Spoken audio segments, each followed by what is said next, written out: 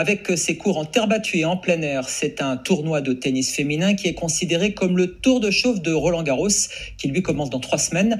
L'Open 35 de Saint-Malo accueille du beau monde en ce moment dans la cité corsaire, notamment 2 anciennes numéro 3 mondiales, l'Ukrainienne Elina Svitolina et l'Américaine Sloane Stephens, avec aussi des Françaises autour des 50e mondiales. En tout, près de 30 joueuses pour évoquer ce très beau plateau. Je reçois en direct de Saint-Malo Thierry Cordona. Gilles, donc vous êtes le co-directeur du tournoi.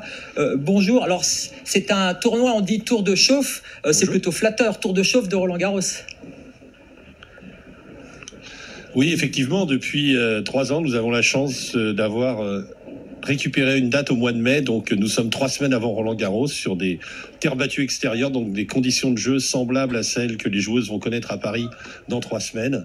Donc effectivement, on a un plateau de haute qualité cette année. Et voilà, c'est la préparation, c'est le début de la saison sur terre battue. Donc les joueuses viennent jouer à Saint-Malo avant d'aller à Roland-Garros ou avant d'aller à Strasbourg et avant d'aller au Trophée Lagardère. Donc on est un des tournois français qui prépare le Grand Chelem de Roland-Garros. Est-ce que justement ça facilite l'arrivée de nouvelles joueuses, de nouvelles compétitrices dans votre tournoi, ce bon placement dans le calendrier?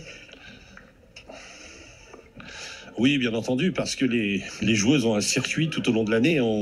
Elles jouent sur terre battue, ensuite elles partent en Angleterre jouer sur herbe, ensuite elles jouent sur dur la tournée américaine. Donc effectivement, oui, les joueuses ont besoin de... Là, elles ont joué cet hiver, elles n'ont pas joué sur terre battue, donc elles ont besoin de rejouer sur cette surface afin d'être en forme dans 3 semaines pour Roland-Garros, qui est quand même le plus grand tournoi du monde. Donc on bénéficie bien entendu de cette proximité, et c'est pour cela qu'on a tout fait depuis le début de ce tournoi pour avoir une date au mois de mai, et nous l'avons enfin et nous sommes très satisfaits.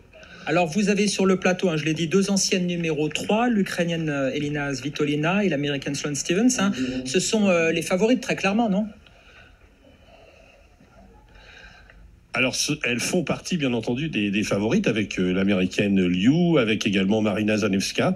Par contre, on peut déjà vous annoncer qu'en tennis, il y a un tableau et un tirage au sort qu'elles ne pourront pas se rencontrer en finale parce qu'elles sont dans la même partie de tableau. Donc, on aura peut-être l'une des deux en finale, mais nous ne pourrons pas avoir une finale entre Svitolina et Stephens.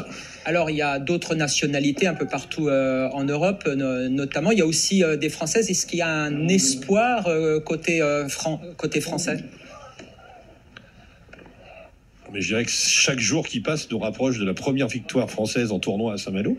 Nous n'avons jamais eu cette chance. Et voilà, cette année, nous avons des très bonnes joueuses françaises également qui sont présentes. Et voilà, le tournoi est assez ouvert malgré la présence de ces 2 anciennes numéro 3 mondiales. Et j'espère que les Françaises pourront aller le plus loin possible. En tout cas, nous serions très heureux d'avoir une Française dimanche à Saint-Malo. Alors, petite déception quand même pour nous, les Bretons, c'est le forfait de la joueuse des Côtes d'Armor, Clara Burel.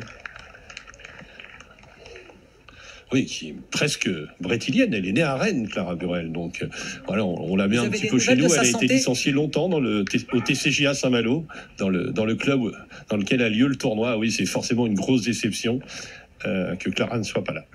Et vous avez des nouvelles de sa santé ? Non, en fait, j'ai discuté avec le médecin, donc elle est rien de très grave, et voilà, elle a dû quitter le tournoi. Elle n'était pas en mesure de défendre ses chances. Ce sont des professionnels qui ne doivent prendre aucun risque. Merci pour tous ces détails et bon tournoi à Saint-Malo. Merci pour tous ces détails. Donc, liaison technique réalisée par Bruno Van Wassenov et Gilles Raoult.